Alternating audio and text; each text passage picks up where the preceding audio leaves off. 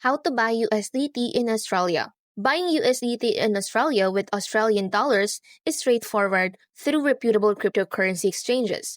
While direct buy options exist, P2P trading is a popular method. Your first step is to select a trusted cryptocurrency exchange that supports Australian dollars deposits and trading. Download the app or visit the website of your chosen exchange. Sign up for an account. Crucially, complete the identity verification process.